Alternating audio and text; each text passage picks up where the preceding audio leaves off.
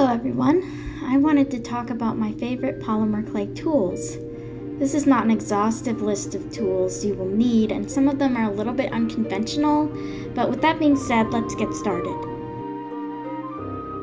My first one is the pasta machine. I know this is a bit of an obvious one, but I literally use this thing like almost every day.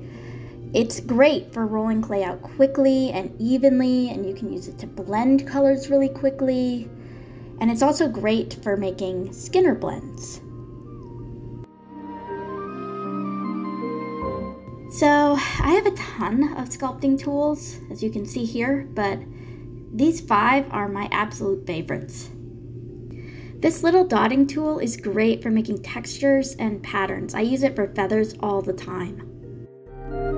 I use the larger dotting tool for smoothing out clay surfaces, so it's great for getting rid of fingerprints and little nicks that you make with your nails by accident and little stuff like that.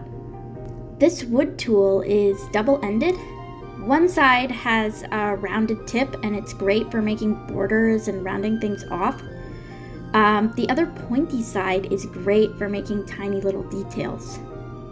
The silicone tool is fantastic for sculpting because it's relatively soft, so it can be used to shape surfaces without leaving little nicks or little dents in the clay.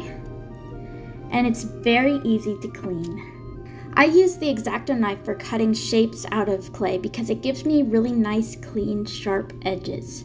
You can also use a clay blade to do this, but I find that the X-Acto knife gives me a lot more control. Rubbing alcohol is a great thing to have around when you're working with polymer clay because it can be used to clean up little pieces of lint and hair and bits of other clay that you accidentally get onto your piece. It dissolves the clay, so it's very useful for cleaning your surfaces and tools.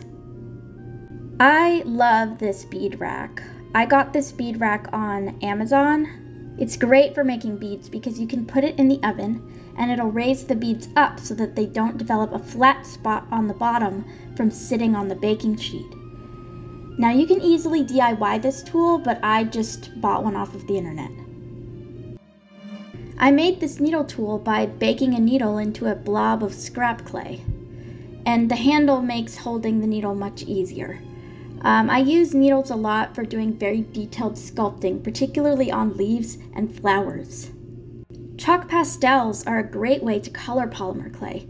You can apply the chalk directly to the surface, or you can mix it with the clay to color it.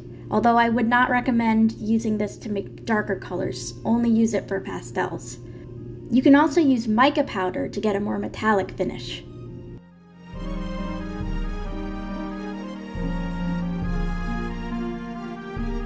I use resin all the time to finish my pieces. It's great for sealing in things like mica powder and chalk pastels. I've got a UV light that I use to harden the resin. It gives the piece a really nice shine and makes the colors pop.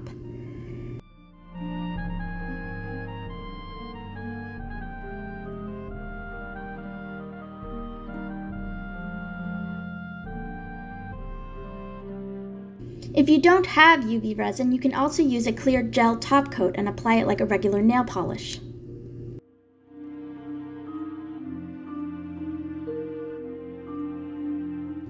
In order to cover my work surface, I like to use baking paper.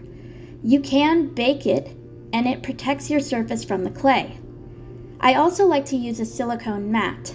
The clay will not stick to the silicone, and if you're using resin, it's very easy to remove if you accidentally spill it. You can use liquid clay to stick a layer of clay around a styrofoam shape. This allows you to create 3-dimensional hollow shapes. Also, the styrofoam can be baked and it shrinks in the oven, so you don't have to worry about the clay getting stuck on it. Isn't that cool?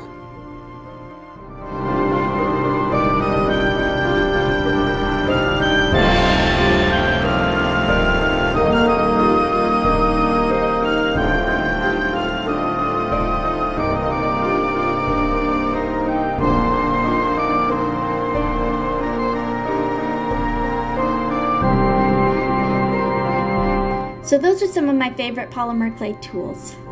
Thanks for watching!